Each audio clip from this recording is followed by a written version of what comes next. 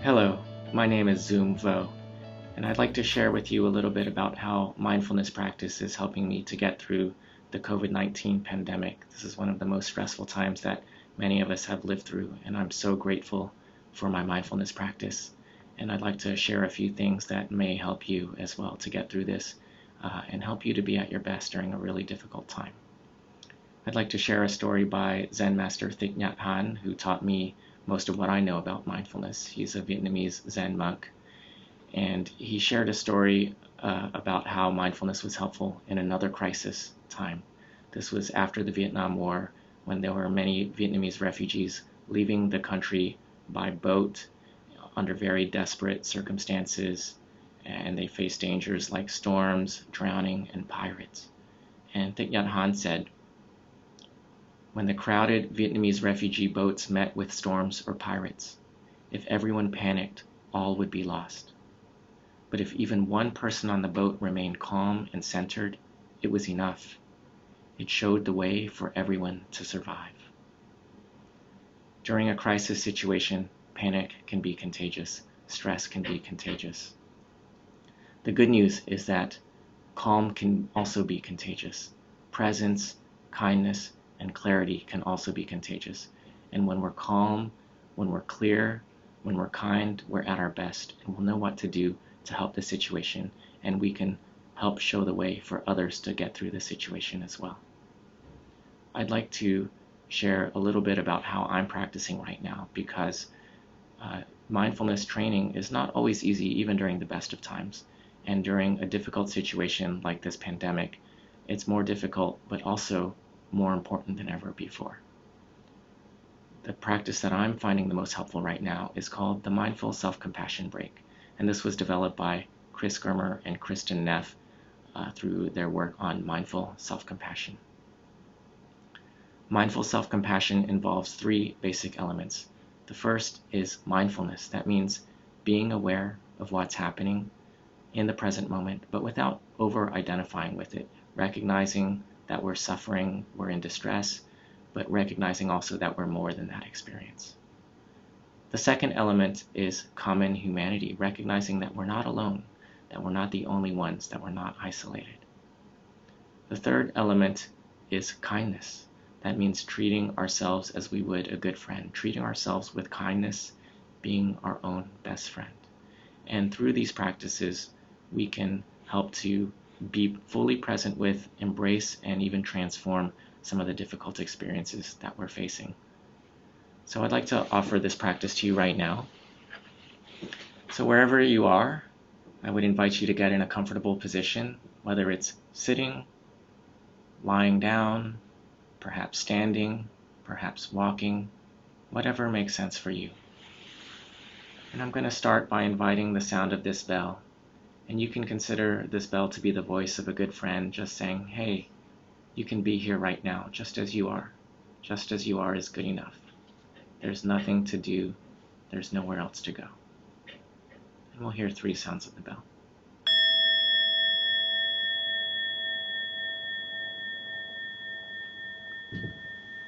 And connecting with our breathing as we hear the sounds.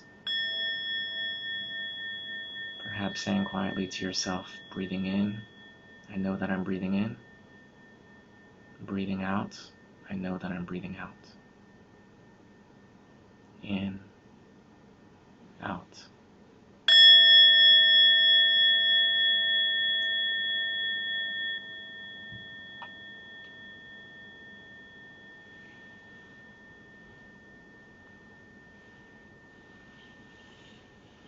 And now settling into mindfulness, simply noticing what's present for you right now. Noticing what emotions are there for you.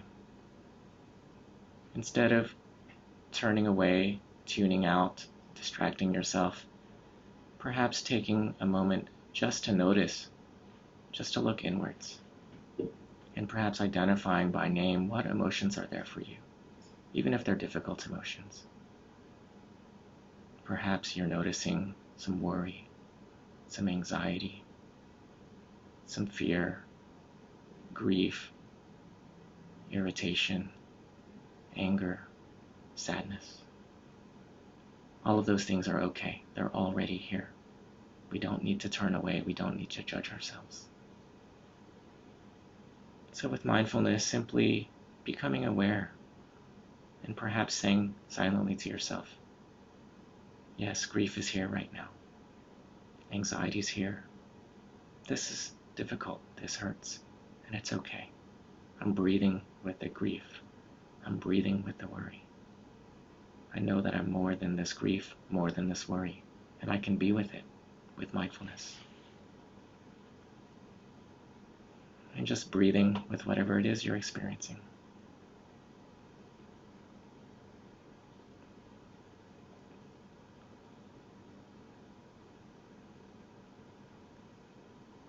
Perhaps saying silently, breathing in, I'm aware of this emotion, calling it by name. Breathing out, I'm present with it, breathing with it.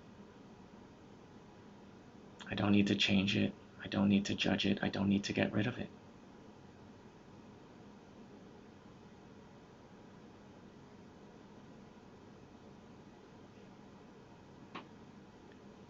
And now, inviting the second element of mindful self-compassion, which is common humanity.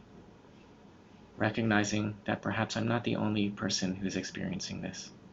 Perhaps some of my friends, my coworkers, my family, my loved ones are also experiencing grief, worry, anxiety, uncertainty, sadness, or anger. And I don't have to be alone. And knowing that we're both feeling this, that we're all feeling these things, perhaps aware of our connectedness to other people. This pandemic is forcing us to recognize our connection to everyone else. So we can take a moment right now to simply notice that, to be in touch with our connection with others, reminding ourselves, I'm not alone. We're all in this together.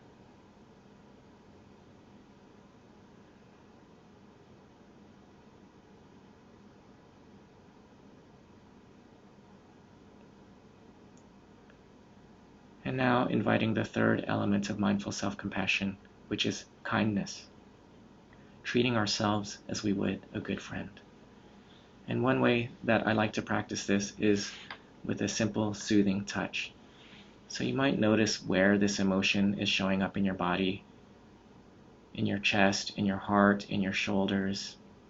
And then you can perhaps just put your hands there on your heart, or on whatever other part of your body that could use some soothing right now. And just giving yourself a hug, being present with yourself, offering yourself some kindness. And you can say to yourself, I'm here. It's okay. We'll get through this. Perhaps bringing to mind whatever words make sense for you, whatever words that you might say to a good friend who is having a hard time. Offering those words to yourself.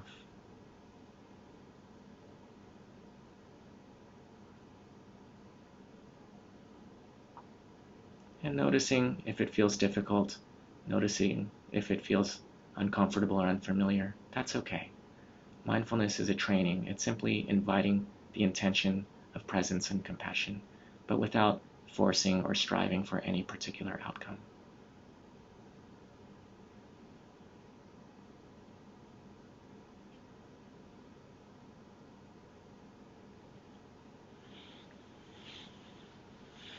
Hearing a sound of the bell to end this meditation.